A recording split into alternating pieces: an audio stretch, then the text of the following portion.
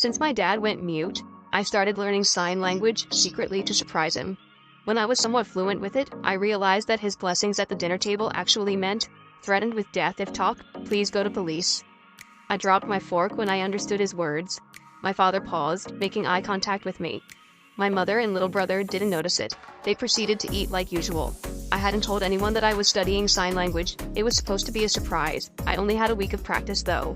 Maybe it was a mistake on my part. Hell, maybe it was a mistake on his part. He had only been signing for 6 months after learning it in the mental hospital. Then again, his recent behavior started making sense to me.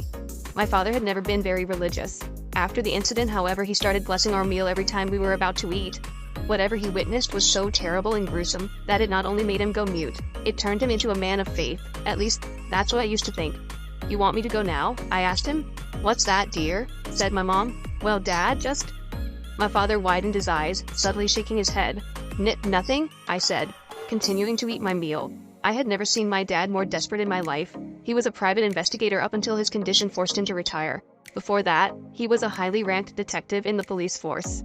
Nothing fazed him back then. In fact, my mother used to complain all the time that he never showed his emotions. Seeing him act like a terrified child left me deeply disturbed. Was someone listening to us? No. It didn't make any sense. He had been doing this for months. If he really wanted to communicate, he could have just written it down. There had to be an explanation.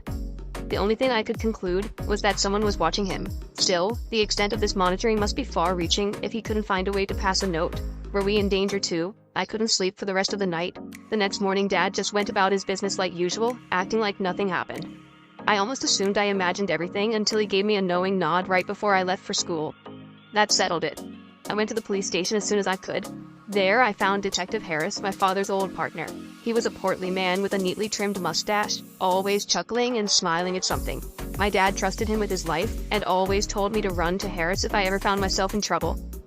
Well, if it ain't Mike's kid, he said, come on in. I entered the messy office and found no place to sit in. Everything was covered in paperwork. Detective Harris quickly cleared out a chair for me, saying, sit down, please. Anything I can help you with? Water? Coffee?